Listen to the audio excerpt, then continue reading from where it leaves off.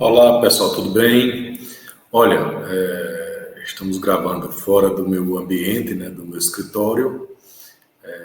Geralmente eu gravo lá os vídeos para vocês, mas como não teremos tempo e vocês estão me cobraram já na última aula que eu fizesse esse resumo sobre as navegações, né, que é um assunto importante, que é cobrado muito nas avaliações dos sétimos anos, né? Então, vamos lá, tá certo? Primeiro, eu vou pedir novamente a vocês inscrevam-se no canal, curta, compartilhe, tá certo? Isso é importante a gente saber que o nosso trabalho está sendo acompanhado, tá bom? E esses resumos é feito para você, né? Para se preparar, para ter uma boa avaliação, tá bom? Vamos lá, então vamos falar a respeito das grandes navegações. Olha, alguns historiadores dizem que as grandes navegações é superior em muito, por exemplo, a conquista do espaço. Mandar o homem para a Lua, por exemplo. Mandar o homem para o primeiro homem, o primeiro ser humano que chegou lá no espaço, Yuri Gagarin, os americanos que chegaram à Lua. Diz que isso é muito mais grandioso, tá certo? Exige muito mais coragem, porque estava investigando alguma coisa completamente desconhecida. No espaço, nós ainda podemos mandar satélite, mandar robôs para olhar antes o que é que tem lá em Marte. Quer dizer, quando o ser humano chegar em Marte, possivelmente ele já sabe muita coisa sobre Marte. Nós sabemos muita coisa sobre Marte agora, né?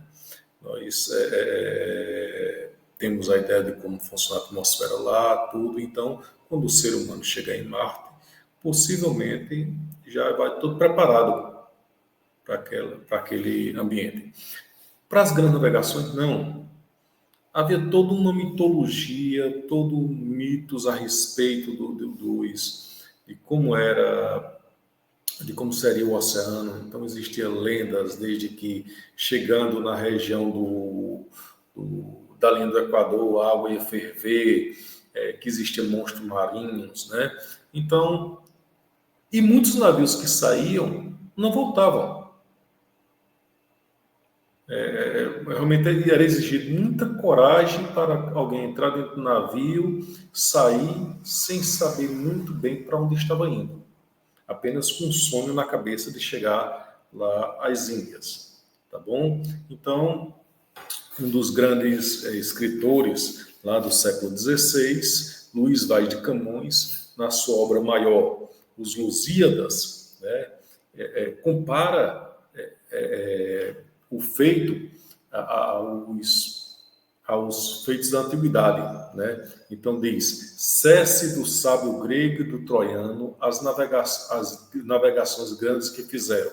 Quer dizer, as navegações portuguesas são maiores do que todas as outras navegações, seja dos gregos, dos troianos, né? E de muitos povos da antiguidade. Cale-se de Alexandre e de Trajano a fama das vitórias que tiveram. Que eu canto o peito ilustre lusitano, a quem Netuno e Marte obedece. Veja só como ele coloca aqui, né? Netuno, que é o deus dos mares, né? O Poseidon, na mitologia grega, né? E Marte, o deus da guerra, né? Então, obedecem aos portugueses. Ele colocou o feito português num patamar tão alto que os deuses gregos, os deuses romanos, obedeceriam, né? Cesse tudo o que a musa antiga canta, que outro valor mais alto se levanta. Não existe na história, segundo Luís Vaz Camões, algo tão grandioso quanto aquilo que foi feito pelos portugueses. Tá certo? Então, os portugueses começaram as navegações muito antes de todo qualquer outro povo europeu. Né? Eles começaram em 415 as suas navegações.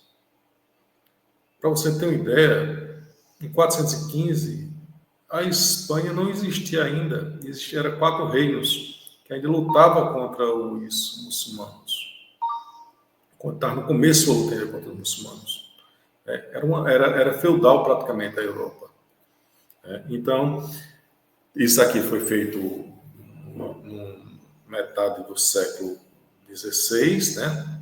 Quer dizer, já tinha começado as navegações, muito tempo, né? Já tinha sido conquistado tudo, Portugal, né? Todo o Império Português. E tem um de Fernando Pessoa, que é Mar Português, de Fernando Pessoa, tá certo? Que já é do século XX, mas ele retomando muito bem. Só que levando outra coisa, vendo outro lado das navegações, né? Em Camões você vê a bravura, o espírito da aventura português, né? Conquistando todo o além-mar. Mas em Fernando Pessoa nós vimos outra coisa, o sacrifício humano que foi feito para isso, né? Ó mar salgado, quanto de teu sal são lágrimas de Portugal? Por ti cruzarmos, quantas mães choraram, quantos filhos em vão rezaram, quantas noivas ficaram por casar, para que fosse nosso, ó mar. Quantas pessoas que morreram, que sacrificaram para que os portugueses conquistassem o mar. Muitos navios, como eu disse a vocês, para você ter uma ideia, se eu não me engano, Pedro Álvares Cabral, passou aqui no Brasil tudo, saiu com 13 navios, voltou com 6. Voltou com 6 navios. Então, muita gente morreu, né? Muita gente morreu. Valeu a pena? Tudo vale a pena se a alma não é pequena. Quem quer passar além do bojador, tem que passar além da dor. Deus ao mar o perigo e o abismo deu, mas nele é que se espelhou o céu. Então, quem tem que passar além do bojador, está se referindo ao cabo bojador aqui, né? Acho que foi em 1435, se eu não me engano. Não me lembro muito das datas, mas que os portugueses chegaram ao bojador. E 1435, se eu não me engano. E aí, ele está dizendo, para você chegar a esse ponto, ao sul da África, você vai ter que superar muitas dores. Esse é um poema fantástico, né? De Fernando Pessoa. Mas vamos lá, sabendo de tudo isso aqui, vamos entender qual era o mundo, o que era que as pessoas acreditavam. Um mundo desconhecido, um mundo que poderia de repente chegar num determinado momento e a Terra não fosse redonda e de repente caísse num precipício. Muitos acreditavam nisso, acreditavam em monstros marinhos, acreditavam em criaturas fantásticas, né? Em canibais. Existem canibais mesmo, pessoal. Não era isso que estava se referindo. Há monstros, né? Tipo ciclopes, pessoas que tinham boca na barriga. Então, tudo isso aqui eram coisas que eles acreditavam. E eles tiveram que vencer esse medo. Tiveram que vencer esse medo. Então, aqui foram os portugueses, aí, ó, aos poucos foram saindo. As grandes navegações deles começaram em 1415, com a conquista de Ceuta. Né? Conquistou em 1415 a conquista de Ceuta. Porque qual era o projeto de Portugal? Portugal tinha um projeto, primeiro, de conseguir chegar às especiarias, ao Oriente, contornando a África. Esse era o objetivo, contornando a África, chegar às Índias. Quando a gente fala de Índias, a gente está falando aqui de todo o Oriente. Está falando de todo o Oriente. Não está falando somente do subcontinente indiano, não. Tá certo? Está falando da Índia, está falando da China, está falando do Japão, tá certo? Está falando de todos esses povos do Oriente. Então, isso é tudo na cabeça deles, era chamado de Índias Orientais, né? Então, o objetivo de Portugal, desse pequeno país aqui, ó, tá vendo aqui Lisboa? Então, desse pequeno país, que foi o primeiro país a se unificar na Europa, era chegar. E por que não ir pelo Mar Mediterrâneo? Porque o Mar Mediterrâneo já era controlado. né? Já era controlado por outros povos, controlado pelos italianos, controlado mais tarde pelos muçulmanos, né? Pelos turcos otomanos, tá certo? Então, e aí queria chegar pelo mar. E os portugueses, ao longo do tempo, pegando muita experiência com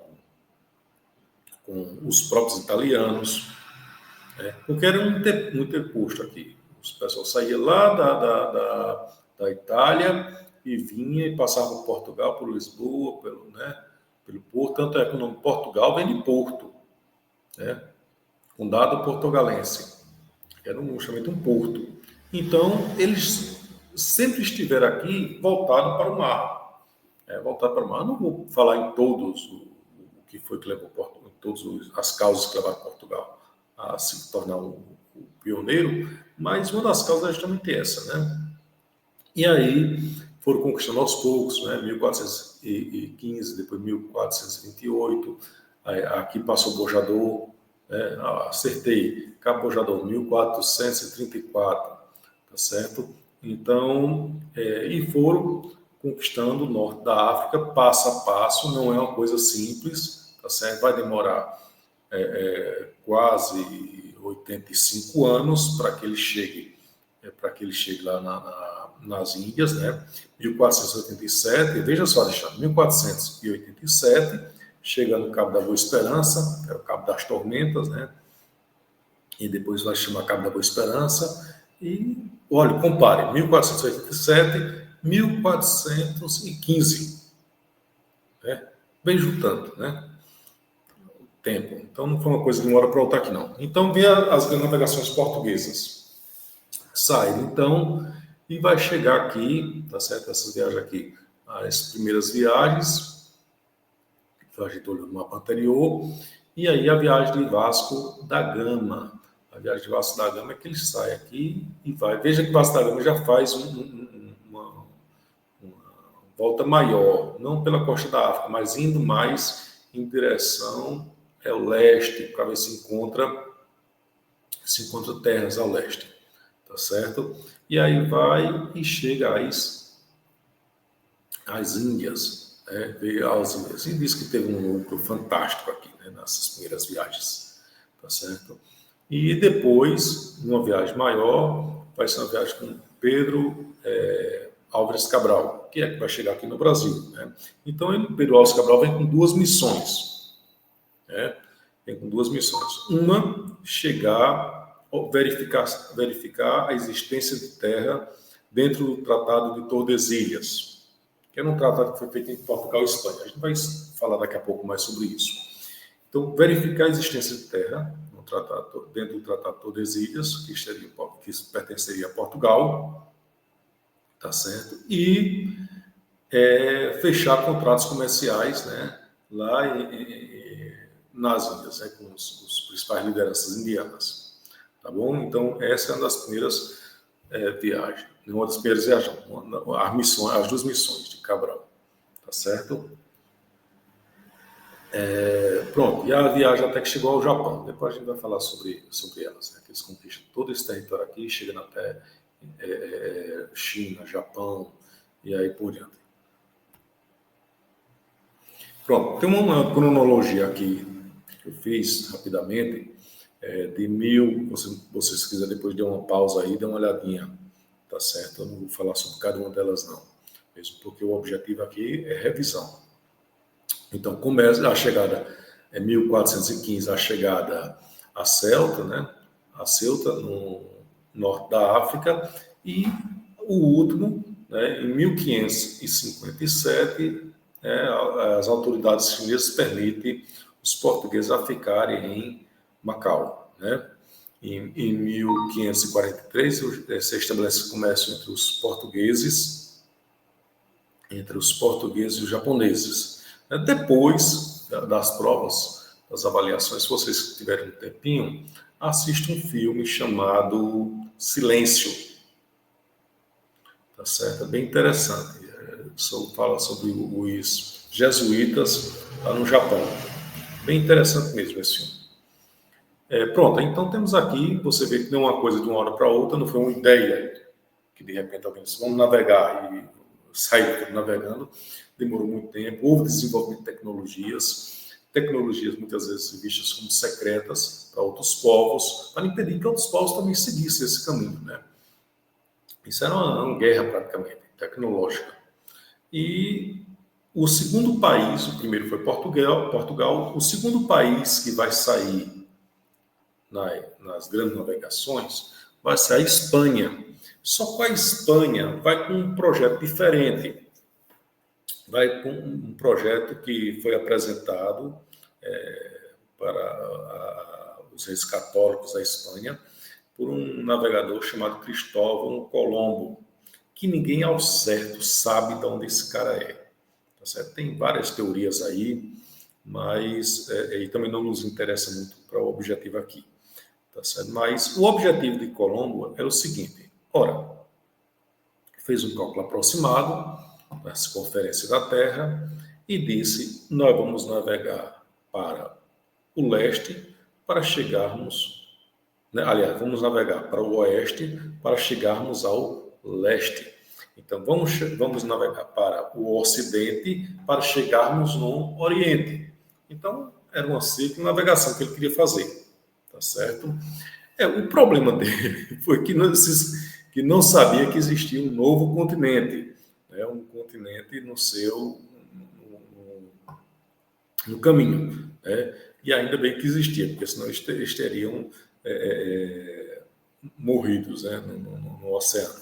Então chegaram aqui e fizeram várias coisas. O próprio Colombo morreu, dizem alguns, que Colombo morreu sem saber que chegou no novo continente. Tanto é que esse novo continente, chamado América, né, descoberto por Cristóvão Colombo,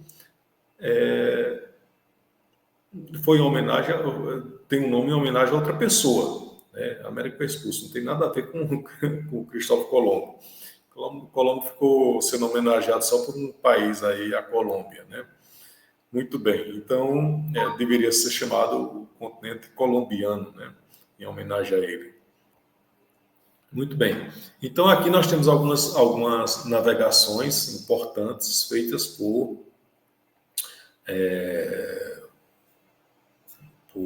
pela Espanha, tá certo? Então, a primeira viagem de circunnavegação, além de ter descoberto o continente, né, americano, a Espanha, ele vai fazer a primeira viagem de circunnavegação, tá certo? Vai ser uma ideia que vai vir de Magalhães, né? De Magalhães, mas aqui, o pobrezinho de Fernando Magalhães vai morrer. E quem vai terminar a viagem vai ser Elcano. Fernando Magalhães, apesar de estar navegando, presta atenção a isso, está navegando com bandeira espanhola, ele é português. E aí ele leva vários segredos de navegação portuguesa para a Espanha. Tá certo? E a Espanha vai patrocinar essa viagem de circunnavegação. Né? Então ele vai sair aqui, ó, 1519, tá certo? Vai sair, vai passar pelo Estreito de Magalhães, o estreito que vai ter seu nome, né? E vai aqui, vai ter a sua morte, e quem vai chegar no final vai ser Elcano, tá certo? Vai voltar para a Espanha, tá certo? É a primeira viagem de circunnavegação. Importante. Então, a Espanha, Portugal inicia as navegações e a Espanha também entra na competição, tá certo? Então, Portugal e Espanha são os dois países que iniciarão as grandes navegações. Pronto, está aqui ilustração para ficar bem fixado na mente de vocês. Os navios, a Espanha, navios e Portugal conquistando os mares. Lembrando que Portugal foi muito antes, né? Bem antes da Espanha, tá certo? Muito bem. Então, tendo essa divisão aí, essa disputa entre Portugal e Espanha, alguém tem que dar um jeito, né? senão vai se tornar uma guerra entre os dois. E aí, para evitar uma guerra entre os dois, eles vão sentar junto com o Papa e tentar fazer uma divisão do mundo, né? Olha, tipo assim, vocês descobriram a América, mas não é justo vocês ficarem com tudo lá, e aí pronto. Então, Alexandre VI, o Papa Borgia, né? O Papa Borgia, ele é espanhol e ele vai dar uma entradinha aí para a Espanha, né? E termina fazendo essa primeira proposta, os portugueses não aceitam, e algum tempo depois, então, meridiano de Tordesilhas vai ser o limite. E essa linha imaginária, né, vai ser a 370 léguas, né, da ilha de Cabo Verde, tá certo? E pronto. Então, as terras que tivessem a leste seriam de Portugal e a oeste seria da Espanha. Então, essa área que está amarela aí no mapa seria as terras espanholas. E as terras que estão fora dessa área amarela aí seriam áreas de Portugal. Então, Portugal ficaria com a África, que já estaria contornado, né? Ficaria com a parte que seria o Brasil hoje, tá certo? E a parte lá do Oriente, onde Portugal já tinha o comércio, né? Com as especiarias. Mas vamos ter uma curiosidade aqui. Como seria o Brasil se esse tratado tivesse sido respeitado? Né? Olha como seria o Brasil, né? A parte seria quase todo espanhol, né? E praticamente somente o Nordeste brasileiro e uma parte do Sudeste. O Sudeste seria português, falaria português, tá certo? Mas aí os portugueses, quando entraram no Brasil, e também o espírito aventureiro dos portugueses, através ao longo do tempo, né, foi ultrapassando essa linha imaginária e foi entrando para o interior e foi conquistando. Mas isso aí é outro assunto, tá certo? Fica então essa observação sobre as navegações, lembrando, Portugal e Espanha, principalmente Portugal, foi que iniciou, e os grandes descobrimentos, principalmente Portugal, foi justamente a chegada às Índias, e a chegada ao Brasil, né? Ao Brasil. Muito bem, pessoal. Então, terminamos por hoje. Faça suas anotações, estudem e boas avaliações. Até um próximo.